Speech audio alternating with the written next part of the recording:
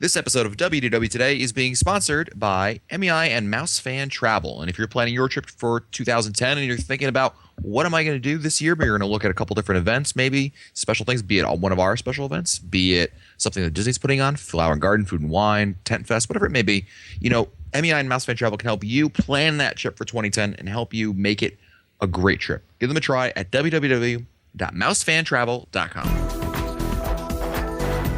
This is Walt Disney World Today. Give us 5 minutes and we'll give you the world. It's Wednesday, January 20th, 2010, and this is episode 671 of WDW Today. I'm Matt Hotchberg of StudioCentral.com. Joining me on today's show is Len Testa, co-author of The Initial Guide to Walt Disney World. And Len, I wrote, I'm getting all choked up here.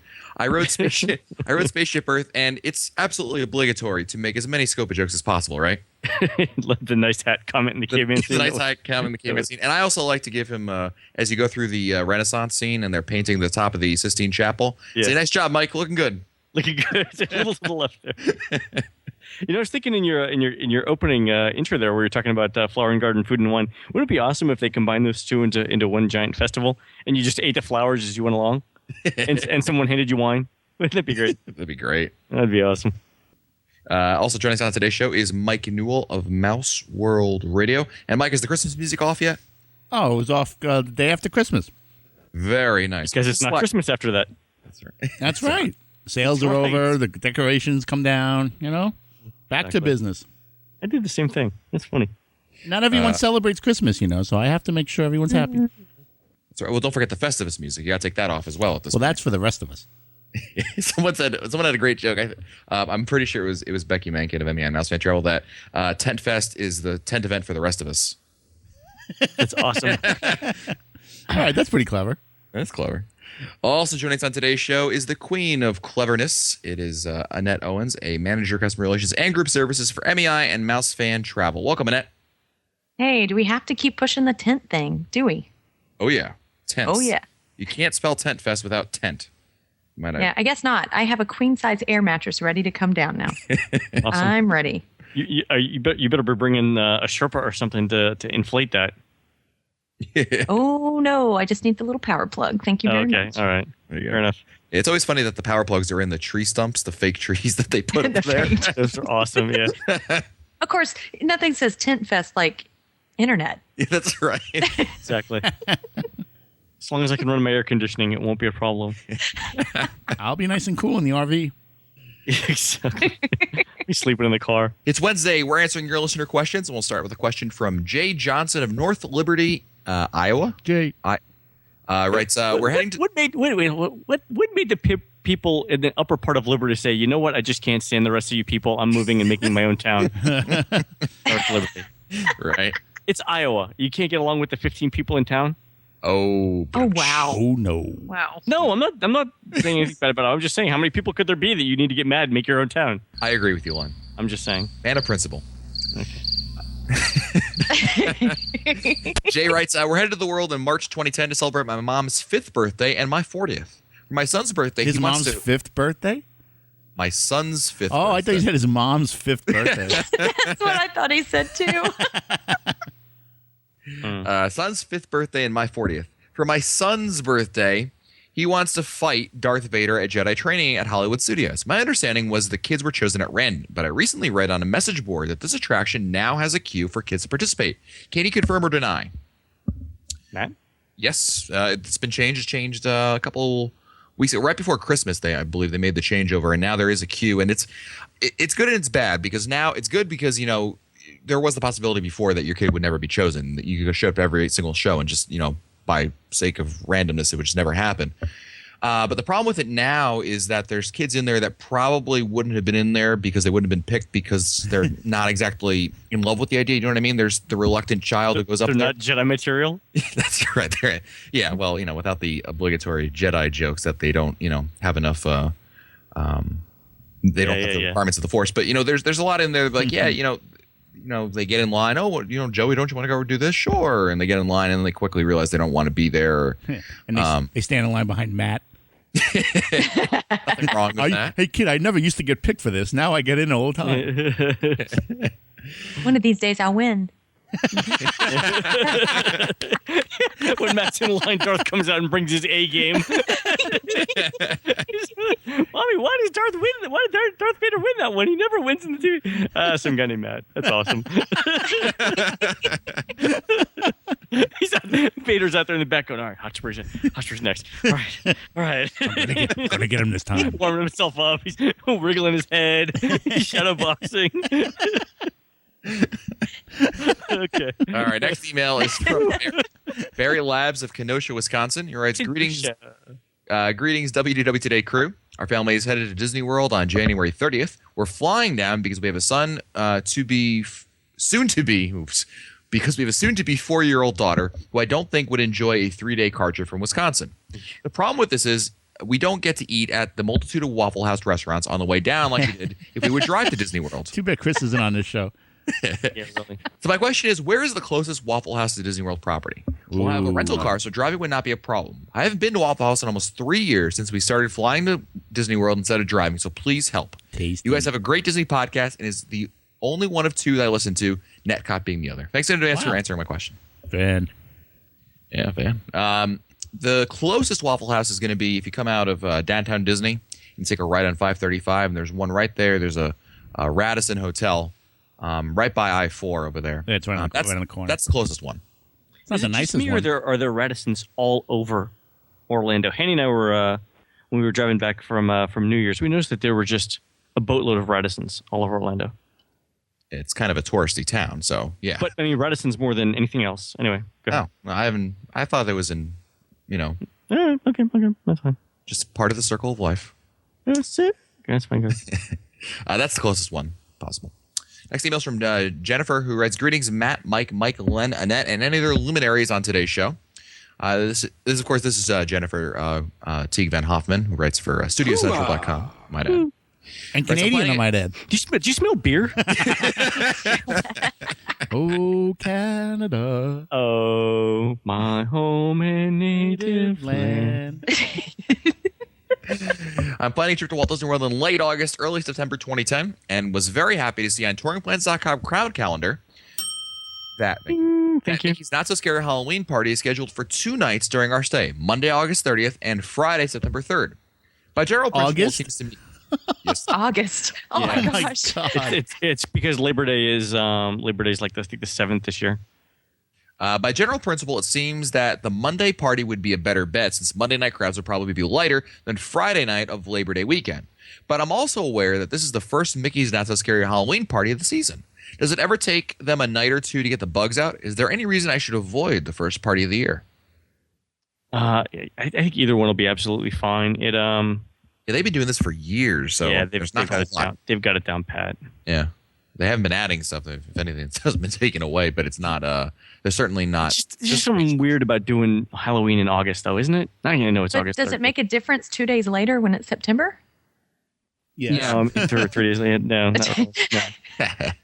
I mean, Labor Day isn't a huge weekend, but by the same token, I mean, you're right, Jennifer. I think the crowds on Monday would be less than a Friday, regardless of what the week is over there. As long as it doesn't bother you that it's, August, that I would say go for it. There's really no reason that it shouldn't. I mean, the weather, like Annette said, I mean, it's not like there's a difference in weather really in terms of it being less hot on either day. So Pick your costume well. Remember, it's going to be warm. What you might want to do, actually, Jennifer, is maybe not even buy your ticket in advance because those dates I don't think will sell out. And maybe, wait till you get down there and check out the weather patterns over there. And, when you have an idea of what the weather's going to be, buy your ticket, maybe a week or so beforehand. And that way you'll have a better idea. If there's going to be one day that's going to be, rainy or really hot, you could avoid that. Yeah, neither of them are really going to sell out, so. Also, since guests of all ages are encouraged to dress up for the party, do you think arriving in costume as a member of the National Tourism Board of Canada would be appropriate? I was just going to say he totally goes a Mountie. Or should I reserve such attire for Yeehaw Bob performances exclusively? I will rely on your keen fashion sensibilities here. So do we have to explain the joke? We should. I'll put a link in the show notes because Jennifer wrote a whole story about the whole thing. We should have her on to talk about it. It was a December trip where Jennifer had this unfortunate experience in Le Cellier for our listeners. Anyway, we missed that. She didn't do it for our listeners, but anyway. Me and Matt missed the beer that bath. Yay. Yes, Mike? Me and Matt missed that. Yeah, although I did get the text message that she was on her way wearing moose boxers. I was like, okay. And you know this? How? Yeah, exactly.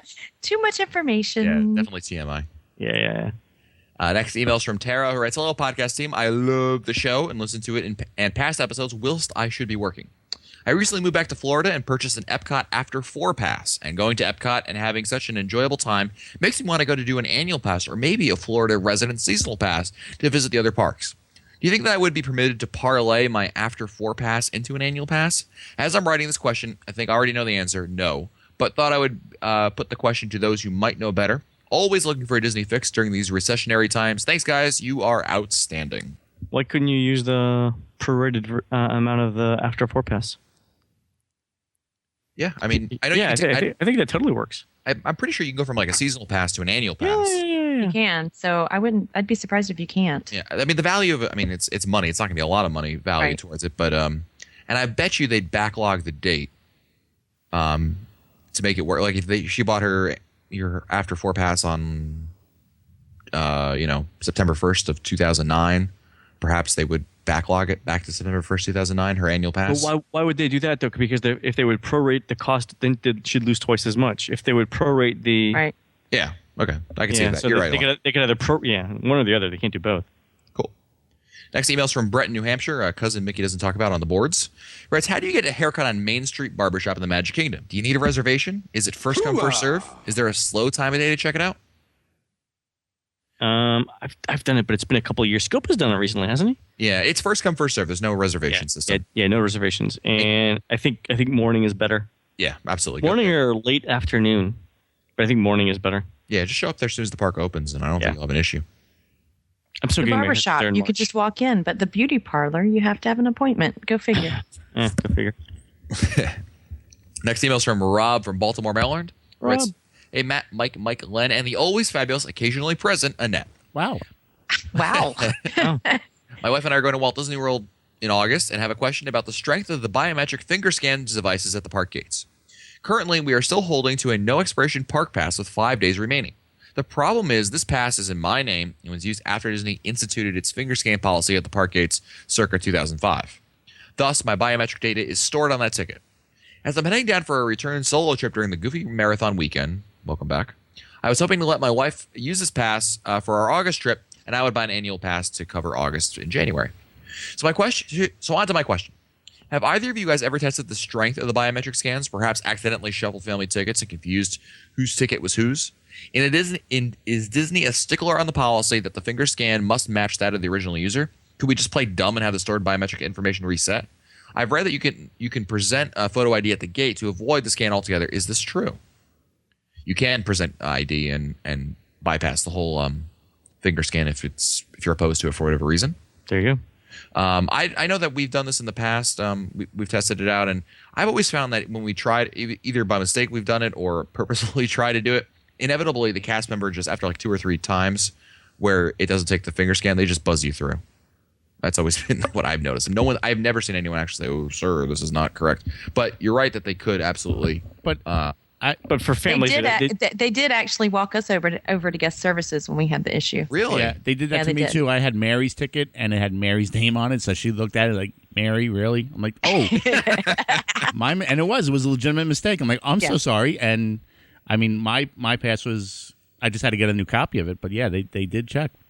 Oh wow. Okay. Well, I stand corrected. So absolutely. So if he's there though, it sounds like he'd be there, right? If if I was with Mary, I would just say, here's your ticket, give me mine, let's go." Yeah. But she happened to be at the gym that morning, and she had my ticket, and I had hers, and I had her room key too, and we were able to go back to guest service and get a new copy. Yeah, I mean, my advice, I guess, at this point would just be simply that if you're going to go with this plan, you'd have to really be prepared for her to buy a new ticket completely, subject to this not working. But you might just want to forego the whole process and just get her a ticket, just be safe. Next email is from... Who's the next email from? It's from Brian Higdon of Jacksonville, Florida. He writes, "Dear guys and doll," get it? Oh, I like that. Talk about being clever today. Now that the United States taxpayers are the proud new owner of General Motors, have you heard if this will impact Test Track? Could the attraction close or change sponsors? Since all the car companies around the world are losing money these days, I can't imagine any of them stepping up to the plate to take over sponsorship. Thanks. Keep up the fantastic job you all do. I thought Kia and Hyundai gained market share in 2009. Did they? I thought so. Are they making money, or are they just gaining market share? I thought they barely eked out profits. I could be wrong. When did this become the Wall Street Journal? the question, from what I understand, look in the Market Watch on National Public Radio. We're gonna have Len Testa is mad. Oh my gosh. I just read that General Motors was on a month-to-month basis now. Really? With their contract, yes. And if so they're leasing. Well, They're leasing. oh my God, that's great. That's really Len, funny. Len, you should swoop in there if that ever goes through, and then it becomes Test Track, sponsored by the Unofficial Guide. Test track. Len Testa. I know the perfect character to greet all the people when they come in. Oh, Unofficial That's Guide. right, folks. It's me, the Unofficial Guide. Do you like the ride, Unofficial Guide? I love it. It's great. Next email is from Daniel from Phoenix, Arizona. Quasi on the www.today.com. Hoorah! There's my I have wife. a brother-in-law named Daniel in Phoenix, Arizona. Oh, I think you said you had a brother-in-law named Quasi. He rings the church bells in. Oh, I'm sorry. Wow. My wife is going to a conference in early October, and we've decided to add 5 to 6 days at Walt Disney World to the front and end of our trip. Cool. What day of the week is best for Food and Wine Festival? We're going to be arriving on a Saturday and staying through Thursday. Wondering which of these days would be better to add more days before our trip. So arriving on Saturday, so you know. So here's something. This is an interesting theory, and we Daniel will have to try it out for us. But I hear that the night of the week that is least busy for restaurants is Monday night. So people tend not to eat out on Monday night. So I'm thinking Monday night, Daniel, is your night to try Food and Wine. There you go. I like it. It's a good theory, isn't it? I stand by it. Yeah, there you go. I say we go test it. I love this idea. Although eating in Epcot has kind of done it for me now. I'm kind of done Yeah, with this. that's the thing. It's like Been there, No, done we that. would actually be eating. We wouldn't be snacking around. We'd be eating. I gotta say, I've probably eaten more in Germany outside of beer garden. I've probably eaten more in Germany in the last 3 months than I've eaten in the previous 3 years. I think I've tried one of everything in Germany now. No, I don't want to go back to Germany. Just big, huge pretzels. That's all I'm thinking about right now. Ann and I had one a couple weeks ago. They were really good. No, they're not. How about China? Yeah, so Let's not go there. Yeah. Hey, we're friends with the manager now. Yeah. I know the manager well now. He will run when he sees me come. Next email is oh boy, it's a long email. Is from Brad Wood, BuzzWoody70, from Downers Grove, Illinois, on mousesource.com. Who writes, I gotta scroll back up here. You are always saying that you want to hear about trips to Walt Disney World, and we had a doozy. We were there June 5th through 13th of 2009 and had the best time. I plan to send Len a separate email letting him know how well the touring plans worked out since we were there. We literally had no wait times for anything while we were there. With the help of the Unofficial Guide and all your podcasts and live shows, it made for a very smooth trip. Below is day 2 of my trip report. We were at Hollywood Studios for Star Wars Weekends and had a ball. I've been posting a different day every time since we returned. If you're interested, you can check it out at mousesource.com. Anyways, thanks for all you do. I truly appreciate it and enjoy listening and reading. And Brad put a really, really thorough report here, so we don't have time to read it all over here. I'm trying to see if I can find something. This was during Star Wars Weekends and everything that he wrote over here. I'm trying to see if there's something that kind of summarizes his. Here, how about Mama Melrose? Dinner that evening was at Mama Melrose. Everything was delicious, and we all enjoyed it very much. We even say to make sure that we found all the hidden Mickeys in there. It was getting close to the time for. Well, he goes on to something else, but that's cool that he not only enjoyed his meal, but also had an opportunity to check out the hidden Mickeys. And speaking of hidden Mickeys, what was it last week? Speaking of hitting Mickey, what? Speaking of hidden Mickeys, last week I saw Steve Barrett in the parks, and that was when it was really cold at Orlando. And it was really weird because Steve was not wearing his trademark safari hat. Oh, he was wearing one of those big Russian mink things. That's right. He always Remember goes the for Seinfeld episode? just obscene hats. They're just he never wears normal hats, but they always have to be. It's kind of like a Darth helmet from Spaceballs. That's awesome. Hey, speaking of dining at the studios, is it my imagination, or does the studios sit down restaurants the least expensive restaurants of any sit down in any park.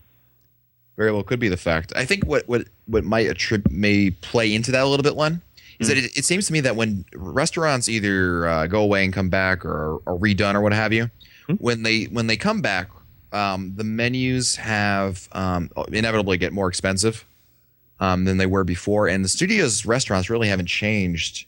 They haven't had any real rehabs at the restaurants. Well, I mean, the menu at like Mama Melrose has gone through a few iterations, right? I mean, it's. Well, I meant like restaurant closes, they redo something. Like Italia, like Nine Dragons, like any of the all the new sit downs in Animal Kingdom. You know what I mean? Yeah. Okay. Yeah, but I agree with you. It is a very good value, especially for lunches over there. It's hard to beat. That's what I was thinking. Just further proof that the studios is the best theme park. Next email is from Brian Schaefer, not too goofy at www.com. From Beaver Creek, Ohio. So when will Chris Haliopoulos, I didn't. That's awesome. Come up with a caricature of the Fabulous Annette for www.com. We talked about this before, and it ain't happening. it happened. Well, the cool thing is I'm in there every once in a while, just like how I am on the show. Just every once in a while. I was in Orlando at a Barnes & Noble and actually found a comic by Haliopoulos in an actual bookstore. Wow. I know. Yeah, I sent him a picture of it too. He is It was a awesome. world-published author.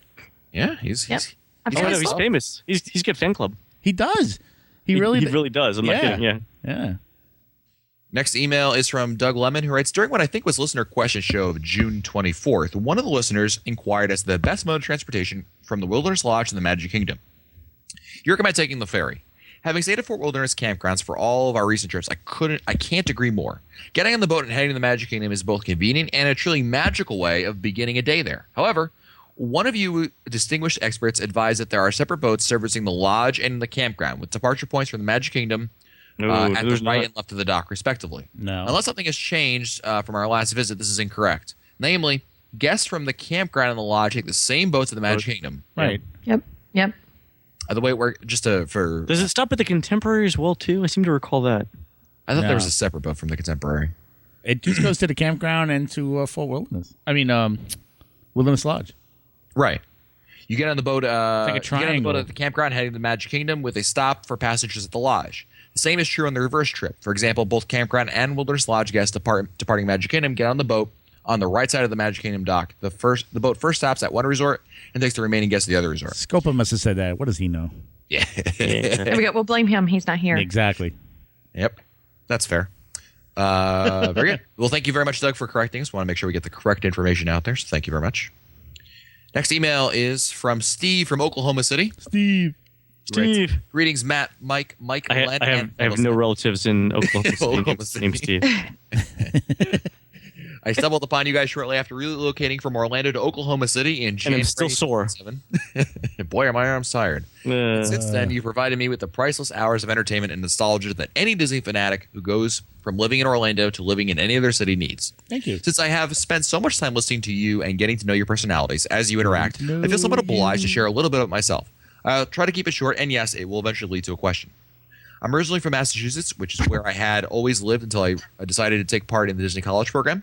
I've always been the Disney guy in my group of friends, which is a feeling that I'm sure you all know very well. Yep. And so when I found out about the program, it wasn't a matter of if I was going to be doing it, it was a matter of when. The college program was an awesome experience, and if I tried to elaborate any more on that statement, this email would go on way too long. I will say that within a week of starting the program, I met the girl that I have now been dating for the past 5 years, so I guess you could say that it wasn't the worst thing that's ever happened to me. Wow. Nice. I wonder if she would say the same thing. Now on to my question. You wrote a lot of other stuff. I don't think it's relevant to the question, but thank you very much, Steve. I mentioned that I worked at Typhoon Lagoon on my first college program. For whatever reason, it always seemed to get assigned to the area of the park where Typhoon Tilly's is located, which features some old-fashioned sailor shanties as its background music. Awesome. When I had to listen to these every day, I was ready to pull my hair out. Some guests would sit down, eat their lunches there, and would start complaining to me about the music by the time they were through with their meals. But now I find myself wanting to hear some of these jolly tunes again. I'm a big fan of the background music from the parks and resorts and have built a somewhat hefty collection, but I can't seem to find any specifics about the songs anywhere. If you have any information, please help. Thanks for the great podcast. Down with Stitch, and long live Beaches and Cream. Down with Stitch. Poor Stitch. Oh, awesome. yum. Beaches and cream. Nice. And Noel, do you have any, you know what he's talking about, that type of music? Yeah, I would check out a site that's run by well, it used to be run. I'm not sure if it's still run by Trent Schwartz over at Diz Friends, called magicmusic.net. Okay. And it used to be a resource over there. I haven't been there in a little bit, but I'm sure it's still up and running. Cool. Next email's from Mary. Mary. Are you real, Mary? Isn't there a song in Main Street called For Mary after? Yes, there is. As a matter of fact, there is. Thank you. Very good. My name is Mary. I'm 24 and from Ontario, Canada. I wrote into the show a while ago and had another question, this time regarding Disney hotels. I've been traveling to Walt Disney World annually since I was 5, 1990. For the past several years, we've stayed at the Oh my God. I feel so old. I was just thinking the same 5 thing. in 1990. Oh my I was graduating high school in 86. Okay, go ahead, Mary. I'm sorry, Matt. You're going to have to speak up my hearing aid. Hold on. Let me turn on the Victrola. Perhaps we should be making fun of you at the Spaceship Earth from now on. I know. Yeah. Wait a minute. Stop right there. Oh, wait, hold on. I'm actually the second youngest, I think. Huh? On the show. How old are you, Annette? Are we really telling ages? You're older than me, right? Anyway, moving on. I think that's the youngest. I'm second. I'm the second youngest, right? Are you? I graduated 86. Okay. All right. Maybe not. Very nice. Actually, no. I think Len's right. I think I am the second youngest. Well, I know Len's birthday's in August and Annette's is in May, so So So it's Mike. So apparently in that caveman scene, it's Newell. it's Scopa, me, and Annette. Oh, great. Boy, Annette, you can really draw a great woolly man. Wait a minute. To be fair, there's a huge gap between Scopa and then me, and the then rest of us. yeah, Please. me, Annette, and Len were born within 10 months of each other, and then there's Scopa, and then Matt, who's 3, and Scopa, who's 55 million years old or whatever he is. Yeah, So don't. The three of all us are in the together. same. Well, we are in the same kind of category. We're all Older than Len. mid 80s high school graduates. Yeah, it's true. Yeah. Anyway, It was funny 'cause When Matt was born, Matt was born in the mid 80s. Was it? Yeah. Was it you, Newell, that put on his Facebook page that Yes, the 30 a Blondie years. song came out in 1980? It's 30 years old. Yes. Oh my God. I had a hard So time with that. I was like, oh my God, 30 years ago. amazing. Anyway. this past year, January 2009, we stayed at Pop Century while my aunt and her family stayed at All Star Movies. We are extremely disappointed with how crowded the resorts were at this time. We have gone so many times in the past, and they have been packed, but not as much so. Anyways, on my question. For our next trip in early 2010, we want to stay at a moderate resort. I've looked into the different ones, and my mom is leaning towards the cabins. I'm looking into staying at any of the moderates, leaning towards Port Orleans French Quarter, but would love to hear your thoughts, suggestions, and opinions as we've never stayed at any of the moderates before. We're going to be staying between 10 to 14 days and are going to be getting the quick service dining plan. We've gotten the regular dining plan in the past, but this past trip we found it too difficult to have to park hop and be at certain restaurants at certain times. Also, the fact that they removed appetizers and gratuity from it just made it even worse, along with some of the food not being the best. We're still going to book some reservations at restaurants we love separately, but for some of the meals, and might not get the dining plan at all if we want to stay at the cabins. Anyways, thanks for your reading, and your answers will be nice to hear. I actually like the idea of the cabins because it's got separate rooms, just a little bit of space for someone to watch TV while if somebody wants to go to bed, they can do that. That's a long time to be in a hotel room. That's what I'm saying. A cabin, I think, is much better. Okay, so you like the cabin idea. I love the cabin idea. Oh, In the fact, I may stay at Fort Wilderness in March, just because I like it so much. Are the cabins considered a moderate? Yeah, they're moderate. They are now. Yep. Yes. Oh, cool. I really like that idea. 520 some square feet, I believe. It's got its own kitchen. It's got a full range. You could conceivably cook there if you wanted to save some money, or And it's got the grill outside. Go ahead, good. No, it's got a grill outside too. If you want to. So I was actually going to say, one time I actually did this. I was driving down to Disney World with my family, and right before we left in the morning, I threw some steaks in a marinade in a cooler in the car, and we grilled them when we got there. That's great. It was awesome. It was great. It was a lot of fun. Nice. Thanks. Next email is from a long email from Dave. who Abraham writes, Lincoln. Franklin. Love your show. Love your show. Need some help with a short speech after ride in Pennsylvania. Telegraph me from the train, please. Stop. Stop. Yes. Love you guys. Love the show. Stop. Love guys. Stop. Love show. Stop. You guys are so much better than Mongello or that Confederate show that I was. Oh my god! And then we got to tip the kid a quarter. Rebel Disney's. Next email is from Dave, who writes, I've recently been listening to your podcast and heard one about restaurant changes. The Sci-Fi Drive-In is one of my favorite restaurants on property. Last December, we went and had the Sci-Fi when we were in Hollywood Studios. The menu, however, seemed to have changed from a burger and fry type of restaurant to something a little more upscale that offered steak and such. When I think of drive-in, I think of steak and such be a great name for a restaurant. Steak and Steak such. and stuff. Steak and such. Steak. Let's and go, to, stuff. let's go to the steak and such. It's like steak and shake, but steak and stuff. Instead of shakes, such. And such, etc. Steaks, etc. When I think of drive-in, I think This is the last time I put the kerosene heater in the office with me while I'm doing the show. Go ahead. Oh, there's the problem. Okay. when I think of drive-in, I think of burgers and fries. Why would they change the menu that it doesn't really go with the theme of the restaurant? The food was good, but I like the whole burger with a shake kind of thing while watching really bad sci-fi movies. Thanks. Did they really change the menu? Last time I was there, we had burgers and shakes. Mr. Hochberg? Yeah, I mean, one of the things that they do at the city, I mean, this is indicative of what's going on around Walt Disney World restaurants as a whole. I think the issue is also they have a different menu for lunch and dinner, and that's what I'm checking right now to see if there's a different menu for dinner than for lunch. No, it's not on the lunch menu. And basically, I mean, I don't know if you guys know this, but every restaurant seems to have the same thing. There's a steak, there's a fish, there's a pasta. And, it's becoming like the same menus all over because it's cheaper to do it that way. If you order all the same food, then you can obviously order more quantities of it. Right. And that's happening all over. You're absolutely right, Len. Burgers are very common, too. Why would you get rid of burgers? I agree. I mean, I was never a fan of it, but I'm surprised. The burger is still on the lunch menu. But the Angus Chuck burger is on the lunch menu. It is not on the dinner menu. So I wonder if this. We should do this when we're there in March. We should check out, do a food diversity thing for lunch and dinner at sit-down restaurants, and see. I mean, Epcot obviously has the most, and we don't need to cover Epcot again. But it might be true that the Studios has a more diverse set of meal options than the Magic Kingdom. Oh, I would bet on it. Oh, I think so. Okay, what about the Animal Kingdom? Yeah, those newer restaurants. I would be surprised. I mean, it would be very interesting to see one. It's interesting. Interesting. Very cool. Yeah. Although, speaking of things that are not on typical of a drive-in, you've got seared marinated tofu. Ugh. Yeah. Ooh, no, tofu's good. Yeah, but it doesn't beef belong. at a drive-in. At a drive-in. The atmosphere doesn't kind of go with it's a Southern California drive-in. Beef and blue salad.